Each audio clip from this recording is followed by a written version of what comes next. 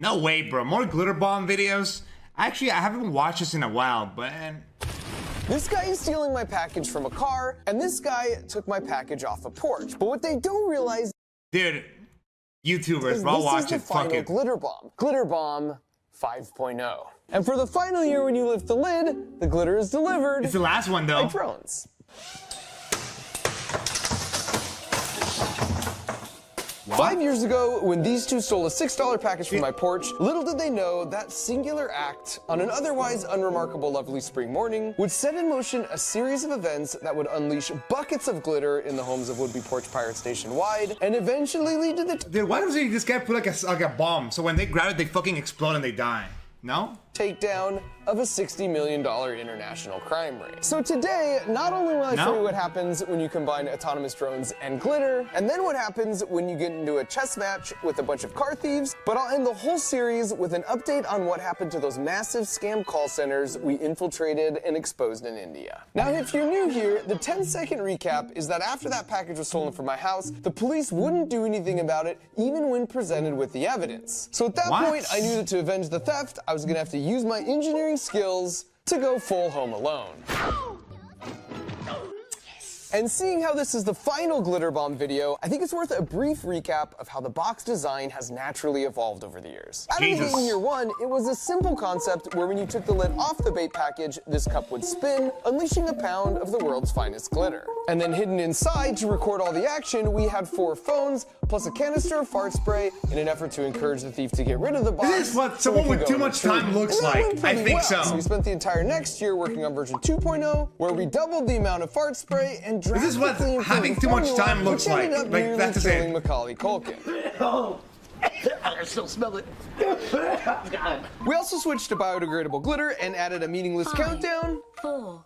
And some fake police chatter. Seems the package may be in motion as well. Just to make things more exciting. Then for year 3, we doubled the fart spray canisters once again to a total of 4 and added a handle the thief would be tempted to grab, which we covered in that super stinky mousetrap goop. And for the previous 2 years, the package thieves would often shove the lid back on right away, which covered up the cameras. So we added these posts near the top of the box that would passively pop out, which made it impossible to put the lid back on once you'd removed it. 14. 13. We also added flashing police lights and made a doormat that had these conductive charging contacts so we could keep the whole box fully charged until the moment it was stolen. Then for GlitterBomb 4.0, as soon as you touch the lid... So, is there people who make money out of this? Like, is that like an actual business or something? Is that like a thing? Like, is stealing packages make you that much money? Like, I don't know. It would get shot straight up into the air. No, I'm not talking about like the YouTuber. I'm talking about like the guys who like We also steal added shit. an actual car horn to make things more exciting and redesigned the cup so that by using the centrifugal force generated from spinning, you could passively get 3 chances to shoot some glitter instead of losing it all in one single shot. Then for the porch, we built a fake planter box that would slide over and hide the package at night so the homeowners wouldn't have to worry about bringing it in, and we were guaranteed to get it stolen in the day when the light was better. And all of that brings us to year 5, GlitterBomb 5.0. I knew this was going to be the last year, so I decided to go for broke and attempt the biggest redesign to date. And this is a terrible idea, by the way. In engineering, if something is working well enough, conventional wisdom states you should basically change nothing, but pretend like you changed a lot. So for starters, last year we had 4 vials of fart spray for a total of 20 milliliters, and for this year, because we're not messing around, we have a 1-liter tank. And for those of you keeping track at home, that's 50 times more fart spray. To pull this off, instead of using a rotating cam system like before, now we have a peristaltic pump that continually forces the fart spray through 2 nozzles and basically never lets up. And because I can't exactly explain how much worse something smells over video, this is a sensor that measures the number of particulates in the air. And the more particulates, the more intense the smell. And if we place last year's GlitterBomb in the chamber, it measures 250 particulates of nastiness per liter, whereas this year's tops out at 750. Which means it's not only going to last a lot longer. Wait, so what does the police think nothing more about it then, intense. Now, to house that massive reservoir of fart spray, we had to expand the isn't it just footprint illegal for the to steal box, shit? which means we had room underneath it to house the brains of the system on an upgraded custom printed circuit board that communicates directly with all 4 phones. And quick shout out to my friends at T-Mobile, because last year we found they had the best coverage when replacing the boxes, so this year they hooked us up and let us put them all on their network. Then for the glitter delivery mechanism, the idea was to hack some of these mini drones and rewrite their code to make them autonomous, where they could fly themselves without needing to be in communication with the computer. So the idea for this year is the thief would bring the bait package back to their house, then remove the lid, which would lower these 2 doors, allowing the drones to wake up and take off. And so instead of a single concentrated area of glitter from a spinning cup like before, the drones would just meander all around the house, leaving millions of tiny shimmering reminders not to take stuff that isn't yours. And as part of our code rewrite, if the proximity sensors register someone approaching, they'll just casually fly themselves to a different part of the room. And all of that perfectly sets up the checkmate, because while they're fully distracted dealing with the drones, the box starts to drastically change the room's air quality at a rate of 1 liter per minute. This design was ambitious and arguably had a much higher risk of failure in the field, but then we took it one step further. This is cool and all, but this is like designing a sister this box is cool and all, but like this is extremely stupid. San Francisco, which is the smash capital of the world, insane. 2 years ago we went right into the lion's den, which placed the box in a somewhat alarming predicament. Oh my god. And while tempting, it seemed irresponsible to have a couple drones flying around inside a moving vehicle, so this box could be triggered remotely via text message and can activate the fart spray without needing to be opened. And then right before the nozzles kick in, this 360 cam pops up to cover all the action. And if at any point the camera senses it's being tampered with, just like one of those fancy hood ornaments, it will retract itself back inside the box. So after about 10 months of designing, building, and testing, we set them out on a bunch of porches and in a bunch of cars, and we waited. And we didn't have to wait long. Holy fuck.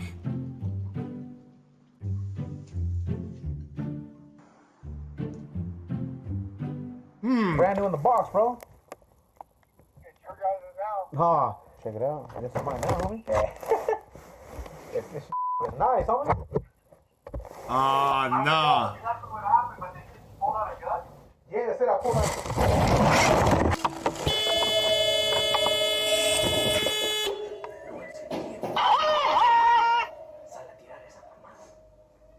Mexicans, no.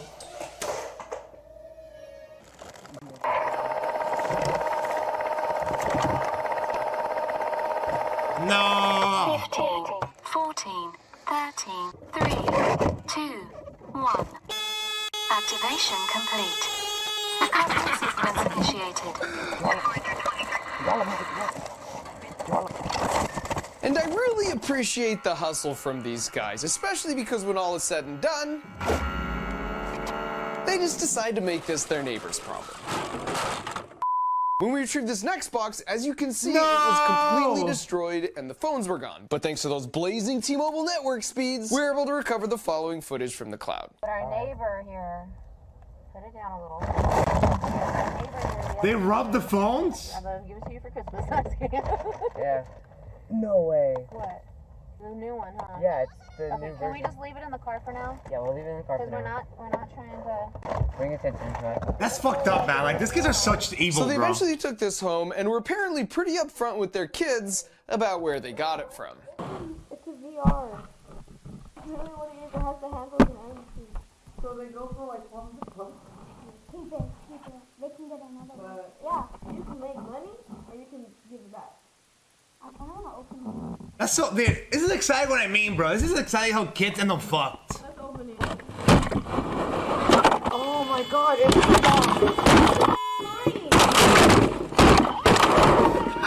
bomb. Mom, I think it is a bomb. Mom! It's a bomb! And in addition to porches, just like in years past, we placed some boxes by group mailboxes, so that way we could track the number of Good Samaritans that will call the number on the box from year to year. It's for me and for you. Yay! Yeah. Aw, what a dick, bro.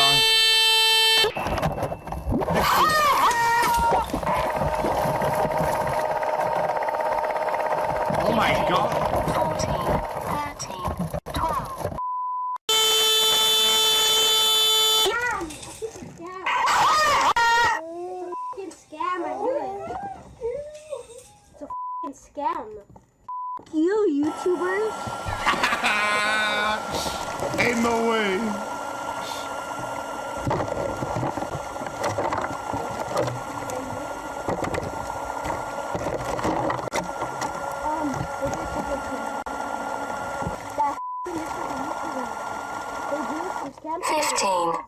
14, 13, 12, 11, 10, 9, 8, 7, 6, 5, 4, Holy 3, fuck.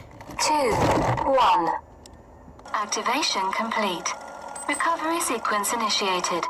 Switching gears for a minute, for the past 2 years, I've experimented with placing a glitter bomb in a parked car up in San Francisco because it's considered the car breaking capital of the world. And things are so bad now, it's not even just the parked cars that are getting targeted. They average 73 car break-ins per day, and at this point, people have resorted to just leaving their doors wide open, hoping the thieves can verify for themselves that there's no valuables inside, so they won't smash the glass just to check. And for the past 2 years, while we did get the glitter bomb stolen, all we could really do was just play an alarm sound so they throw them out, because they never actually opened them in the car. And after doing some research, it turns out there's a reason for that. It's actually a fairly organized system called a fencing operation, where the cars will go out in groups, and then immediately afterwards, they'll bring it to a middleman who will pay cash in exchange for the most valuable things they steal, like laptops. But the gut punch is that important documents like a passport or pictures or plane tickets don't really hold value for the thieves, so they just get thrown in the trash. And now that we knew they didn't plan on opening the box in the car, we designed the nozzles to poke through the lid so that even if they just threw it in the back seat, once the proximity sensor on the bottom registered it was stolen and the box texted us, we could track them using the embedded GPS, and a simple text message back would raise the camera. Wouldn't this work to catch criminals though? So we headed up to the city and placed our wouldn't you just catch motherfuckers like this? visible in the car and commenced our stakeout. No? And you can see this first black car rolls up, and this guy gets out and spots it but doesn't take it. And then a little while later, this beige car rolls up and he sees it too, and the same thing happens. Then not too long after that, this white car rolls up, and once again they clearly see the box, but they just leave it sitting right there without even breaking a window. And after observing all this, our best guess was that it was the size of the box that was spooking them, so we removed the heart and all the other critical components from the large box and placed them into a smaller box. And while it occupied a smaller footprint, it maintained all the same functionality of the bigger box while still looking like an enticing item to steal. So the next day, we put it back out on the street,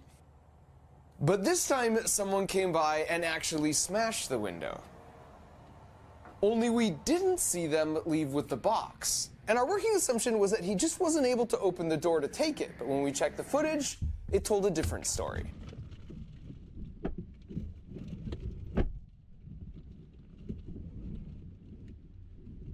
Not only did he once again intentionally not steal a smaller box, but the real reason for breaking the small window was to pull the back seat down and check the trunk. Which means if you take nothing else away from this video, you should know putting your luggage in the trunk is not a solution to keep it from getting stolen. The reason they break these little windows so often, but it seems like nothing is missing, is because they're pulling down the seat to quickly check what's hidden from view in the trunk. And at this point, it was pretty disappointing, but well, isn't that like is it because it's too obvious? No. Realized they'd adapted. Word must have gotten out from stealing our glitter bombs in previous years that a juicy looking box like this sitting out in plain sight is nothing but trouble. And as an engineer, I never claimed to have all the answers, but I know the process to get all the answers. And that's trying and failing and tweaking over and over again. So while we did have a couple useless car boxes and a busted window, we also knew their MO, which meant we now had a plan. And that plan was to shrink the box down even further to fit it in a backpack. That did mean we had to make some compromises, like losing the camera and reducing the fart spray reservoir down to this improvised pouch. But to make sure that it was still adequate, we sprayed it on this chair, and not only did it still last for 2 minutes, but we left that chair outside to air out and confirmed a few days later it was still in real bad shape.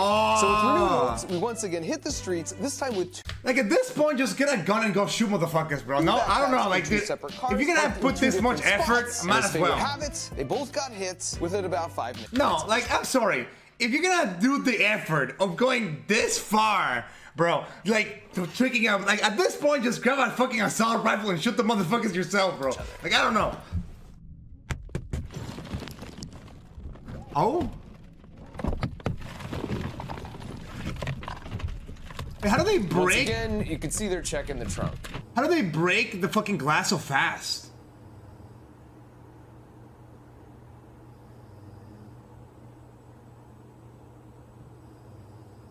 And there's two interesting things to point out here. Number one, if you look at the jacket on this guy and compare it to the jacket. Oh God, I would just be pissed with the glass, man. from the previous break-in, you can see it's the same guy, suggesting they probably work the same routes, which means they probably recognize regularly parked cars versus a new visiting car. So I felt especially honored that a trained professional like this fell for our backpack, even if it was possibly in a desperate attempt just to find a belt. And number 2, you can see just how quickly it all happens, even breaking the glass. The thing with tempered glass is it's really hard to break, until it isn't. And while this guy looks like Iron Man here, just casually pushing his hand through, what you don't see on his palm embedded in the glove is a sharp ceramic chunk or a spike of hardened steel, sort of like this. And as you can see here, if you have the right tool to concentrate the force on a really small point, it safely crumbles to nothing almost instantly. But more importantly than all that, now we had both boxes registering they'd been stolen while we tracked them both on their embedded GPS. Dude, is this actually like a thing that happens a lot? Like, dude, like, do you guys get this often, IRL? Like, is this something that you guys, have any of you guys got your car broken? As they made their way around, stopping periodically to hit more cars.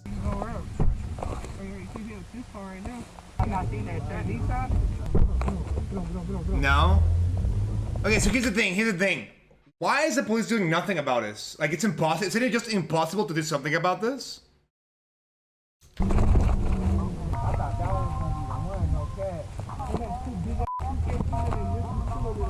And after they each drove around for about 10 minutes, we sent a command to commence Operation Air Freshener.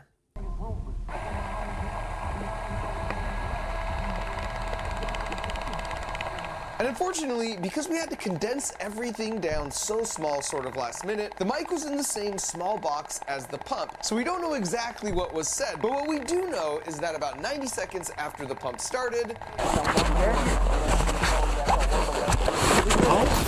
they tossed the whole bag from the car. And the best part about this is that outside the backpack, the pump and spray are actually really quiet. So the only possible way they could have located the source is if they sniffed their way to the answer. And as our test showed, they'll continue sniffing it for weeks. No way. And in the second car, it was a nearly identical outcome. I'm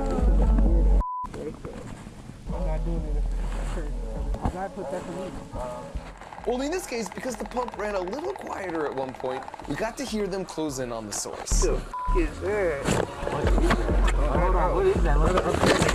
And about 20 seconds later, their backpack